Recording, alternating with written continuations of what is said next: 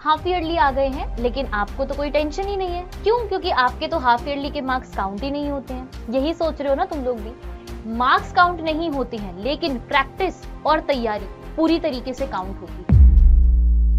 So hi everybody, this is Supriya Sharma, your geography educator. Welcome to Social School by Unacademy. आज की इस video में मैं आपको कुछ ऐसे स्टेप्स बताऊंगी जो स्टेप्स आपको भी पता है, बट आपको ये नहीं पता कि उनको करना कैसे है ना। कि ये जो हाफ ईयरली एग्जाम्स आ रहे हैं आप उसको सीरियस नहीं ले रहे बिकॉज उनके मार्क्स आपके बोर्ड्स में ऐड नहीं होंगे। ये ना सोचते हुए आपको अपनी तैयारी कैसे करनी है, क्योंकि कहीं ना कहीं और 2-3 महीने के बाद आपके प्री बोर्ड्स आ जाएंगे और अगर आपने अपना सिलेबस कंप्लीट नहीं किया और इस स्ट्रैटेजी के थ्रू अपनी पढ़ाई नहीं करी तो आपको बहुत सी प्रॉब्लम्स देखने को मिल सकती है। तो चलिए मैं आपको कुछ 5 स्टेप्स में ये सारी चीजें बताऊंगी, जिसमें सबसे पहला मैं बोल सकती हूँ कि NCERT. Because NCERT class 11th में हो, क्लास 12th में हो, वो आपकी हर एक चीज का माई बाप है ना। तो आपको सबसे पहले अपनी एनसीईआरटी कंप्लीट करनी है, फोकस करना है मैप्स पर, आपके नोट्स बनाने हैं, प्रैक्टिस क्वेश्चन और रिवाइज करना है पूरी तरीके से रेगुलरली। तो देखो कैसे कैसे करोगे आप सारी चीजें। सबसे पहले हमारे पास यहां पर आता है एनसीईआरटी को कंप्लीट करना। एनसीईआरटी को कंप्लीट कैसे करोगे? चैनल के ऊपर सारी वीडियोस डली हैं, वन शॉट वीडियोस डली हैं, कहीं से भी पढ़ो। मैं ये नहीं बोलती कि मेरे से पढ़ो, बट पढ़ना इज इंपॉर्टेंट। ओके, तो सबसे पहले आपको क्या करना है, हर एक चैप्टर को लाइन बाय लाइन समझना है।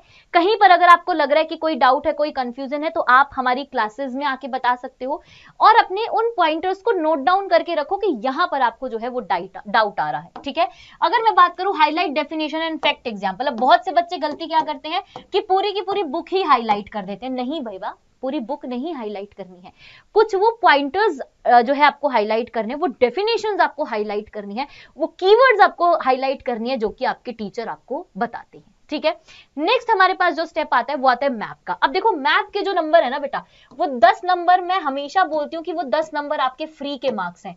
वो मार्क्स आपके फ्री के क्यों हैं? क्योंकि आप उसको बिल्कुल भी अगर सीरियस नहीं भी लोगे ना, और अगर आपने रोज के 10-10 मिनट मैप को दे दिए, तो मैं बता रही हूँ ये नंबर आप फ्री में ले सकते हो। ठीक है, तो 70 में से 10 मार्क्स तो आपके हो गए, रिमेनिंग 60 मार्क्स आप कैसे करोगे उसका भी प्रोसेस आपको पता चल रहा है। तो सबसे पहले क्या करो, आपको रिवाइज करना है अपने मैप्स को, एटलीस्ट डेली 10 से 15 मिनट दे दो, जिसमें सबसे ज्यादा क्वेश्चंस बनते हैं आपके मिनरल बेल्ट से, आपके इंडस्ट्रीज से बनते हैं, ट्रांसपोर्ट रूट से बनता है, भाई बहुत बनता है, चाहे वर्ल्ड की बात करो चाहे इंडिया की बात करो, पोर्ट है आपके पास और एग्रीकल्चर रीजन है जिसमें आपको लार्जेस्ट प्रोड्यूसिंग स्टेट्स पूछे जाते हैं। तो यहां से कहीं ना कहीं, क्योंकि क्या है कि ये एक ऐसा टॉपिक है जिसमें आपको सबसे लो एफर्ट डालना है और सबसे ज्यादा क्या मैं बोलूंगी पूरे नंबर लेकर जाने हैं। नेक्स्ट स्टेप आता है बच्चा स्मार्ट नोट्स। अब आपको लगता है कि मैम स्मार्ट नोट कैसे बनाए, पूरी बुक तो हाईलाइट कर दी है, और क्या करें? नहीं, नोट्स बनाने का मतलब बुक हाईलाइट करना नहीं होता, या फिर एज इट इज बुक को छाप देना नहीं होता है।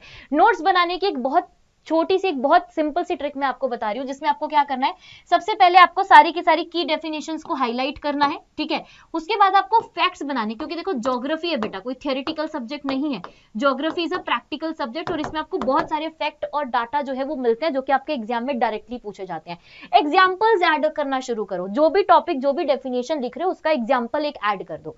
ठीक है, और साथ में क्या करो, पूरा एक फ्लो चार्ट बना लो, क्योंकि फ्लो चार्ट से आपको नंबर बहुत ज्यादा अच्छे मिलते हैं। जब आपका एग्जामिनर पेपर चेक करता है ना और फ्लो चार्ट और डायग्राम देखते हैं तो अरे यार ऐसे ही खुश हो जाते हैं, तो खुश कर दो ना, एक फ्लो चार्ट ही तो बनाना है। तो हर एक टॉपिक का जो है आप फ्लो चार्ट या डायग्राम जो है उस तरीके से बनाएंगे। नेक्स्ट आता है आपके पास प्रैक्टिस क्वेश्चन, जहां से मैं बोल सकती हूँ कि आपको एक रियलिटी चेक मिलेगा कि आपकी तैयारी किस तरीके से चल रही है। क्योंकि आपको लगता है कि आपने सिलेबस कंप्लीट कर लिया, ओ माय गॉड मैंने तो सब कर लिया, नहीं, जब तक आप क्वेश्चन प्रैक्टिस नहीं करते आपको ये नहीं पता कि आपने कितनी तैयारी की है। ठीक है, तो क्या करोगे प्रैक्टिस के लिए, एमसीक्यू करो, क्योंकि एमसीक्यू आते हैं 16 से 17, केस बेस्ड क्वेश्चंस भी आते हैं उसी के अंदर, कॉम्पिटेंसी बेस्ड आते हैं, 3 मार्कर और 5 मार्कर क्वेश्चन। अब 3 और 5 मार्कर क्वेश्चन में मैं बोल सकती हूँ जिसमें आपको आंसर राइटिंग करनी होती है, सबसे ज्यादा प्रॉब्लम आपको इन्हीं क्वेश्चंस में आती है। तो क्या करोगे, प्रैक्टिस करोगे ना, कहने से, बार बार कहने से, 10 बार कहने से प्रॉब्लम सॉल्व तो नहीं होगी, सॉल्व होगी जब खुद अपने हाथ से प्रैक्टिस करोगे।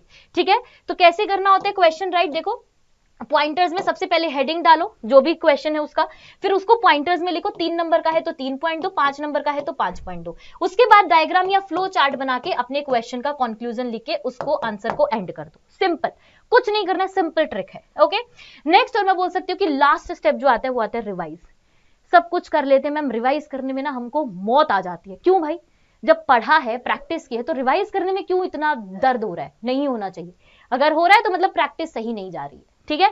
तो रिवाइज कैसे करोगे, सबसे पहले जो है थोड़ा बहुत टाइम दो अपने अकॉर्डिंगली, ये मैंने अपने हिसाब से बताया कि इतना टाइम आप एटलीस्ट आपको देना चाहिए कि भाई सारे प्रीवियस चैप्टर को रिवाइज करो, और फिर उसके बाद जो है कुछ सैंपल पेपर प्रैक्टिस करो, ठीक है। सैंपल पेपर और पीवाईक्यूज लगाओ, जिससे आपको ये पता चल जाएगा कि आपने जो पढ़ा है वो कितना रिलेवेंट है, क्या उस तरीके के क्वेश्चंस, क्या उससे आप क्वेश्चंस बना पा रहे हो या नहीं बना पा रहे हो, ठीक है।